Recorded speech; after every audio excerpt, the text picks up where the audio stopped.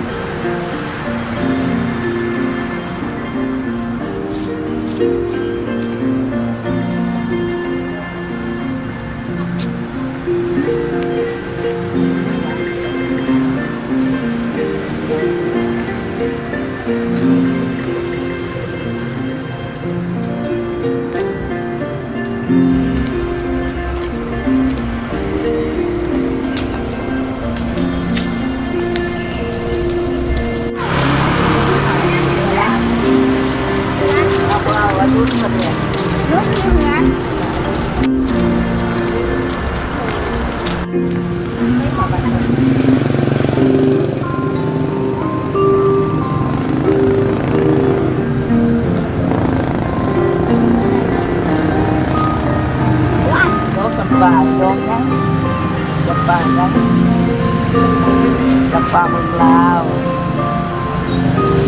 นี่แหละ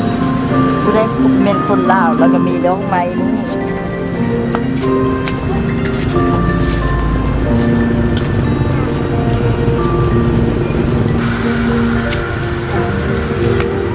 มือเราเป็นกระลาน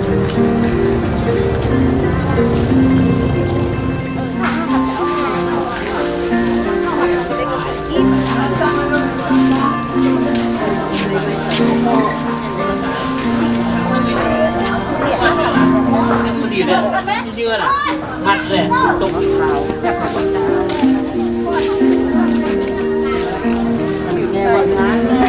ทำไมนี่มันมันดิบมันเขาไปตั้งเท้าเลยจะได้ลูกจะได้ละ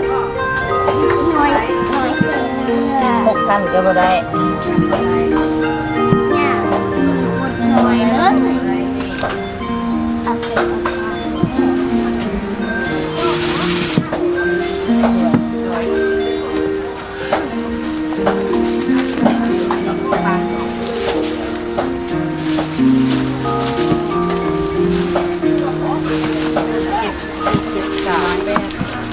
อยู่ฝ่ายโจ๊กนะฝ่ายโจ๊กฝ่ายใหญ่ก็บอกได้7,0003 8 7ต้อง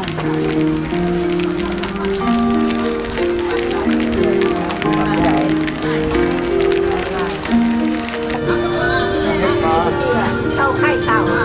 ไข่สัตว์เป็นคนพูดปาก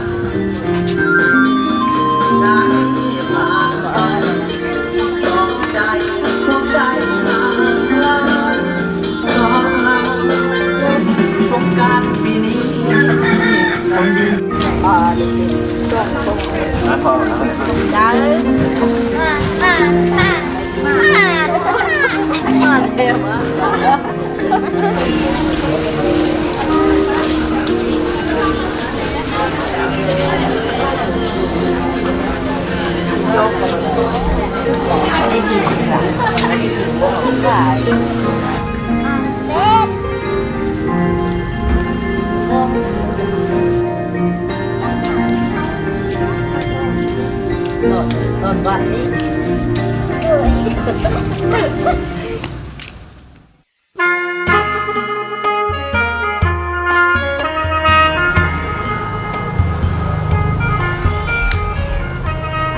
ป้าเป็นเด็ก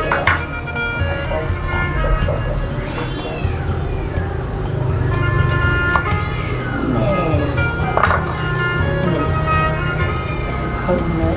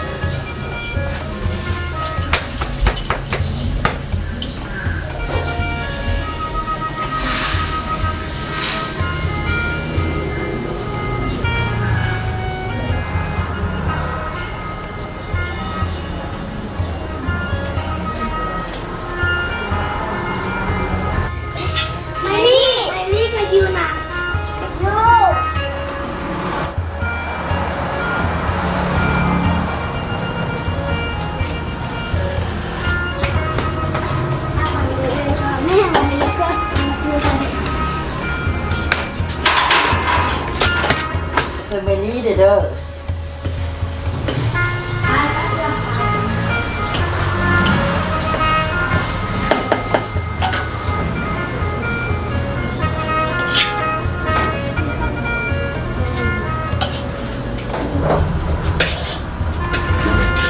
อีสิงให้อีสิ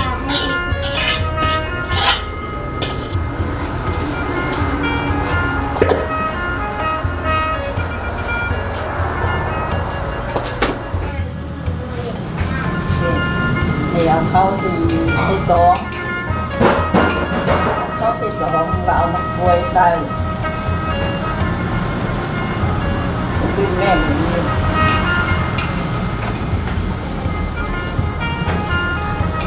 แล้วก็เห็ดส้มนี่เห็ดส้มนี่นี่ฝากเห็นได้มีเนี่ยนี่มันจะแล้วคือน่ะคือน่ะเห็ดส้มแดงแล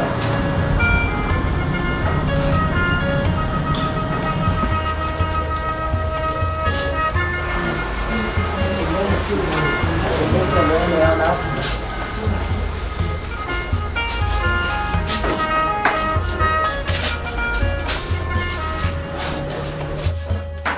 เครื่อง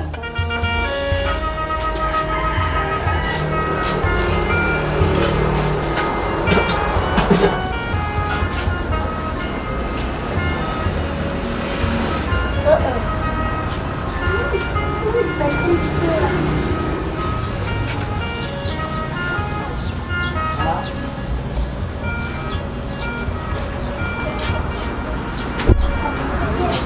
กับ เข้า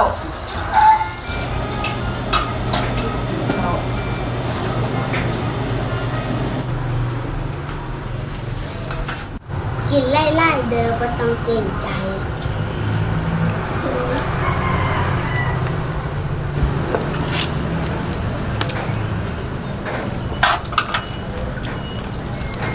แมวแมวแมวแมวแมวแมวแมวแมว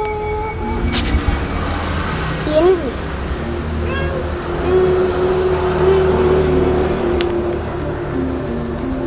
อ่ากินไหม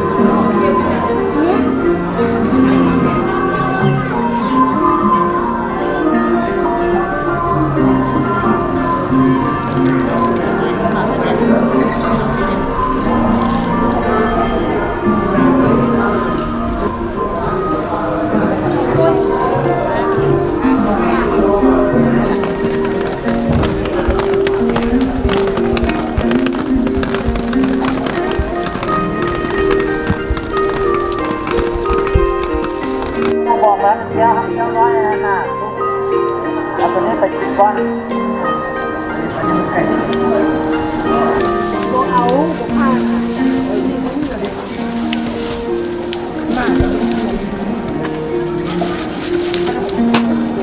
สัพพะริวารานิปฏิคันนาตุก็นายทั้งหลาย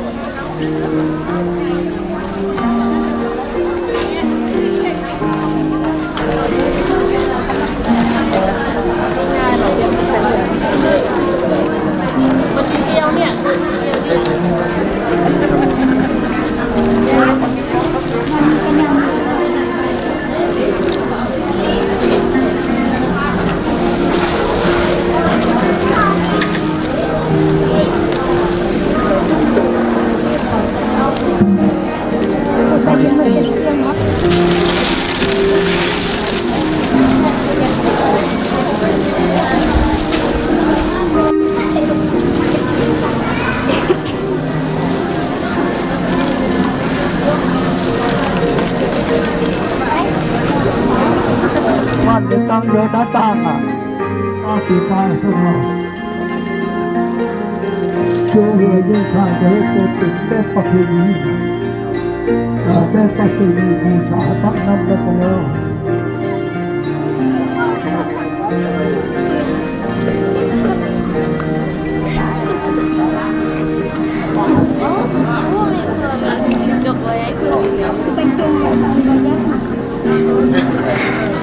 ว่าท่านที่อายุวันโน